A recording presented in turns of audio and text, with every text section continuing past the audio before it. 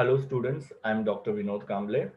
इस वीडियो के अंदर हम लोग देखने वाले हैं कि बिजनेस की कम्युनिटी के लिए, सोसाइटी के लिए या जनरल पब्लिक के लिए क्या रिस्पॉन्सिबिलिटी होती है ना। कोई भी बिजनेस जो होता है वो सोसाइटी के अंदर ऑपरेट होता है और सोसाइटी की सपोर्ट की बहुत ज़रूरत होती है। जब सोसाइटी किसी भी बिजनेस को सपोर्ट नहीं करती है तो वो बिजनेस जो है वो वहाँ पे सर्वाइव नहीं कर सकता है।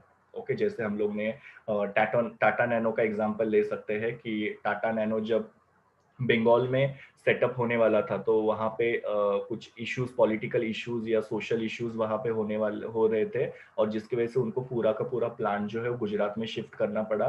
तो इस तरीके से अगर सपोज सोसाइटी तुम्हारे बिजनेस को सपोर्ट नहीं कर रही है तो क्या होगा कि तुम्हारा बिजनेस वहाँ पे ऑपरेट नहीं हो पाता है। इसके लिए बिजनेस की, सोसाइटी के लिए कुछ रिस्पॉन्सिबिलिटी होती है जिसमें सबसे पहले है प्रोटेक्शन ऑफ एनवायरनमेंट। ना प्रोटेक्शन ऑफ एनवायरनमेंट का मतलब क्या होता है कि बिजनेसमैन ने किसी भी तरीके का पॉल्यूशन क्रिएट नहीं करना चाहिए। बहुत सारी इंडस्ट्रीज होती है या केमिकल प्लांट्स वगैरह होता है या सीमेंट प्लांट वगैरह होता है जो air pollution, water pollution, even तुम्हारा जो सॉइल पॉल्यूशन वगैरह जो होता है वो क्रिएट करता है। तो बिजनेस ने क्या करना चाहिए, पॉसिबल मेजर्स लेने चाहिए, स्टेप्स लेने चाहिए ताकि ये पॉल्यूशन को वो लोग कम कर पाए। और पॉल्यूशन अगर कम होगा तो एनवायरमेंटल डिग्रेडेशन जो है, मतलब एनवायरमेंट की जो क्वालिटी खराब होते जा रही है वो कम होते जाएगा। ओके, जिसकी वजह से एक अच्छा एनवायरनमेंट बिल्टअप हो सकता है और लोगों की हेल्थ जो है वो अच्छी रहेगी। तो पॉल्यूशन को कम करना चाहिए, ये पहली रिस्पॉन्सिबिलिटी होती है सोसाइटी के लिए बिजनेस की। दूसरी है optimum use of natural resources. Now natural resources मतलब क्या होता है, फ्यूल, मतलब ये सब कोल, पेट्रोल, नेचुरल गैस, इसको फ्यूल बोला जाता है। देन वाटर, लैंड, फॉरेस्ट, ये सारे जो रिसोर्सेस है इसको नेचुरल रिसोर्सेज बोला जाता है और ये रिसोर्सेज काफी लिमिटेड है। ओके, लिमिटेड मतलब क्या, ये हमारे पास बहुत ज्यादा मात्रा में अवेलेबल नहीं है। तो बिजनेसमैन ने क्या करना चाहिए, इनका प्रॉपर या ऑप्टिमम मतलब मैक्सिमम यूज करना चाहिए। इनको एफिशिएंटली यूज करना चाहिए। एफिशिएंट यूज मतलब कि इनका कम से कम वेस्टेज करना चाहिए, क्योंकि कुछ रिसोर्सेस ऐसे हैं जो on the verge of getting over, मतलब क्या कि खत्म होने के कतार पे है, जैसे कोल वगैरह हो गया। ये सारे जो रिसोर्सेस है वो क्या हो सकते हैं, खत्म हो सकते हैं। ओके, तो और इंसान क्या करते जा रहा है, बिजनेसमैन क्या करते जा रहे हैं कि इसको रेकलेस तरीके से या बहुत हद से ज्यादा यूटिलाइज करते जा रहे हैं। तो आने वाले समय में हम लोग को शायद तक ये रिसोर्सेस दिखाई नहीं देंगे इन केस अगर उसको ऐसे ही हम लोग रेकलेस तरीके से कंटिन्यूअसली यूज करते जाएंगे। तो इनको प्रॉपरली यूज करना चाहिए ताकि ये रिसोर्सेज जो है उसको हम लोग लॉन्ग टर्म तक यूज कर पाए। फिर बाद में है reservation for the weaker section. Now job की सबको जरूरत होती है। ओके, तो जॉब में रिजर्वेशंस होने चाहिए ना। वीकर सेक्शन का मतलब क्या होता है, जो एससी होते हैं मतलब शेड्यूल कास्ट, या एसटी वगैरह होते हैं शेड्यूल ट्राइब जिनको बोला जाता है। ओके, या दिव्यांग लोग जो होते हैं, इन लोगों के लिए क्या होना चाहिए, जॉब का रिजर्वेशन होना चाहिए किसी भी बिजनेस के अंदर, ताकि इसकी वजह से क्या होगा कि एक इन लोगों को सपोर्ट मिलेगा। ये लोग अपना जो ब्रेड एंड बटर है खुद अर्न कर पाएंगे और इनका स्टैंडर्ड ऑफ लिविंग जो है बढ़ेगा। इनको किसी भी दूसरों के ऊपर डिपेंड रहने की जरूरत नहीं पड़ेगी और इससे क्या होगा कि हमारे कंट्री का इकोनॉमिक कंडीशन जो है वो अच्छा हो जाएगा। सो ये सारे जो वीकर सेक्शन है सोसाइटी के, इनके लिए कुछ परसेंटेज जो जॉब होते हैं वो रिजर्व रहने चाहिए, मतलब वो जॉब के ऊपर इन लोगों को ही बिठाना चाहिए। जैसे कि आप लोग देख सकते हो कि स्टेट बैंक ऑफ इंडिया जो है वहां पे पासबुक एंट्री का जो काम होता है वो ऐसे दिव्यांग लोगों को वगैरह दिया जाता है। या बहुत सारे गवर्नमेंट जॉब्स है जिसके अंदर क्या किया जाता है, ये एससी, एसटी या ओबीसी लोगों के लिए जो जॉब होते हैं वो रिजर्व्ड होते हैं। क्यों, बिकॉज ये जो लोग हैं इनको पहले से ही समाज में क्या किया गया है कि काफी हीन तरीके की उनके साथ बिहेवियर किया जा रहा है, जिसकी वजह से उनका कभी भी डेवलपमेंट नहीं हो पा रहा है। और उनका डेवलपमेंट नहीं होगा तो डेफिनेटली हमारे देश का डेवलपमेंट नहीं होता है। देश का डेवलपमेंट कब होता है, जब सब लोगों का डेवलपमेंट होता है। तो इसके लिए अगर इन लोगों को जॉब मिलेंगे तो ये लोग अपना ब्रेड एंड बटर अर्न कर पाएंगे, इनकी परचेसिंग पावर बढ़ जाएगी और इनका स्टैंडर्ड ऑफ लिविंग जो है वो बेटर होते जाएगा। Then development of the backward region, जैसे पहले हम लोग देखते थे कि बिहार हो गया या राजस्थान वगैरह हो गया, ये सारे बैकवर्ड रीजन्स में काउंट किए जाते थे। वहां पे ज्यादा डेवलपमेंट वगैरह नहीं हुआ हुआ करता था। तो बिजनेस ऑर्गेनाइजेशन ने क्या करना चाहिए कि ऐसे बैकवर्ड एरियाज के अंदर अपने बिजनेसेस को स्टार्ट करना चाहिए। बिकॉज बैकवर्ड एरियाज में जब बिजनेसेस स्टार्ट हो जाएंगे तो उसकी वजह से वहां पे लोगों को एम्प्लॉयमेंट अपॉर्चुनिटी मिलेगी। एम्प्लॉयमेंट अपॉर्चुनिटी बढ़ेगी तो ऑब्वियसली लोगों को इनकम बढ़ेगी, और इनकम बढ़ेगी तो उनकी परचेसिंग पावर जो हो इम्प्रूव हो जाएगी। तो इसकी वजह से क्या होगा कि वो पूरे एरिया का डेवलपमेंट होगा। दूसरा, जब बैकवर्ड रीजन के अंदर बिजनेसेस खुलेंगे तो ऑब्वियसली वहां पे वाटर फैसिलिटी बोलो, रोड फैसिलिटी बोलो, एजुकेशन, बैंक, इंश्योरेंस, ये सब का डेवलपमेंट होगा।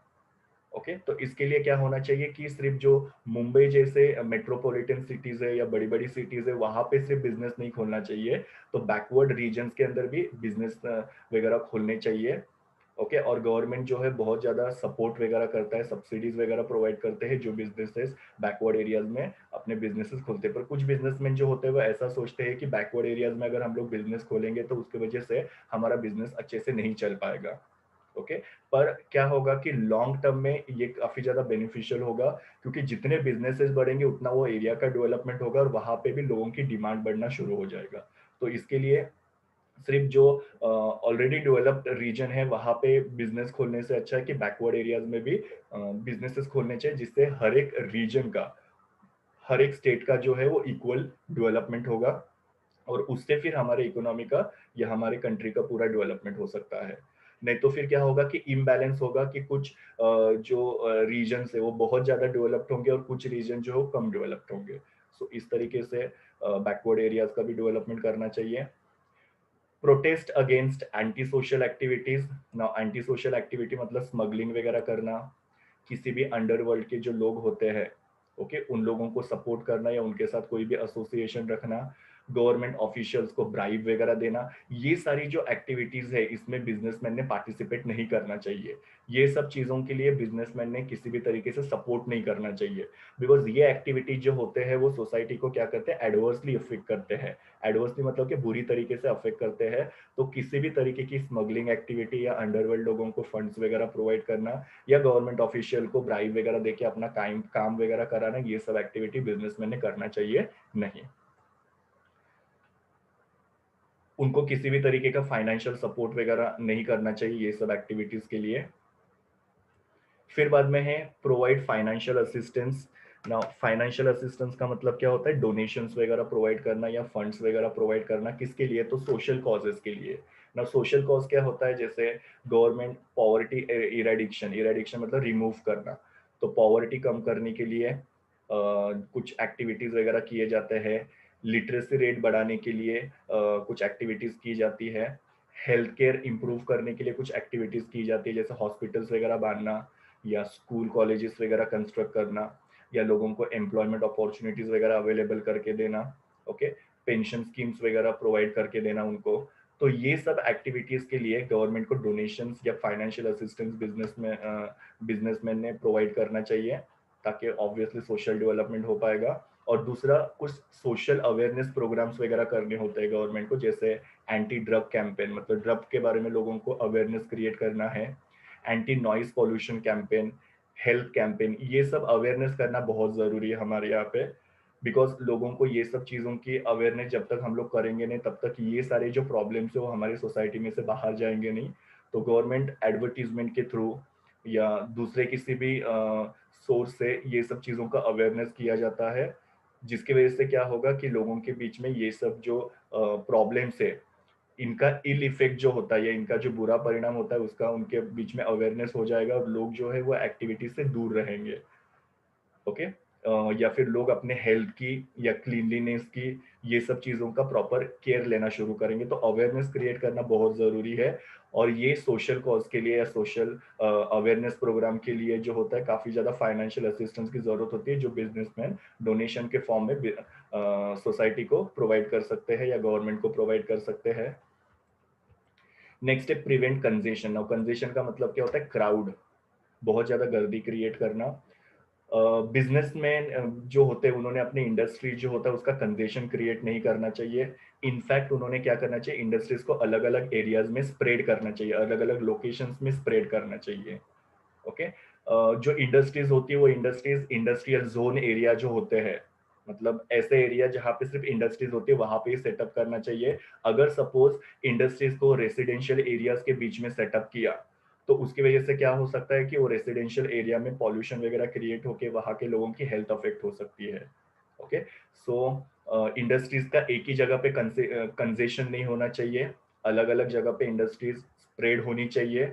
ओके, और बेसिकली जो इंडस्ट्रियल जोन्स होते हैं वहां पे इंडस्ट्रीज को सेटअप करना चाहिए, स्पेशली जो पॉल्यूशन क्रिएट करने वाली इंडस्ट्रीज होती है। ओके।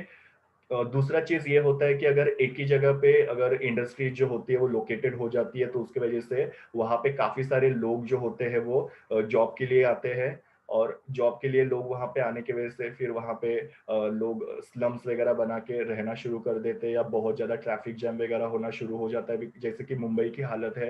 इंडस्ट्रीज बहुत ज्यादा होने की वजह से अलग अलग स्टेट से लोग यहाँ पे आते हैं, सेटल होते हैं, जिसकी वजह से बहुत ज्यादा स्लम एरियाज बढ़ चुके हैं, बहुत ज्यादा ट्रैफिक जैम वगैरह बढ़ चुका है। तो ये सब चीजों को कंट्रोल करने के लिए बिजनेस ने सपोर्ट करना चाहिए, अलग अलग अलग जगह पे अपने इंडस्ट्रीज को सेटअप करके, ताकि ये जो पॉपुलेशन एक ही जगह पे कॉन्सेंट्रेट हो रही है वो प्रॉपरली सब जगह पे स्प्रेड हो जाएगी। एम्प्लॉयमेंट जनरेशन करना चाहिए।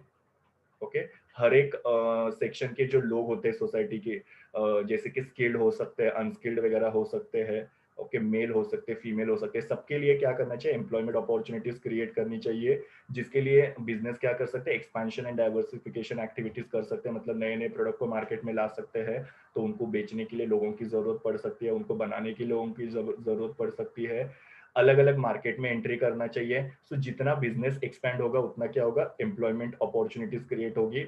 और अनएम्प्लॉयमेंट ये हमारे देश का सबसे बड़ा प्रॉब्लम है, तो अगर एम्प्लॉयमेंट जनरेशन होगा बिजनेस के थ्रू तो अनएम्प्लॉयमेंट का प्रॉब्लम सॉल्व हो जाएगा, अनएम्प्लॉयमेंट का प्रॉब्लम सॉल्व होगा तो पॉवर्टी कम हो जाएगी, और पॉवर्टी कम हो जाएगी तो हमारे यहाँ पे जो क्राइम के प्रॉब्लम्स वगैरह है वो भी सॉल्व हो सकते हैं। तो ये सारी रिस्पॉन्सिबिलिटी थी बिजनेस की, कम्युनिटी, सोसाइटी या फिर जनरल पब्लिक के तरफ। ये मेरे यूआरएल है जहाँ से इमेजेस लिए हैं। Thank you students. Please do like, share, comment and subscribe to my YouTube channel, and also recommend my channel to your friends. We will meet in the next video.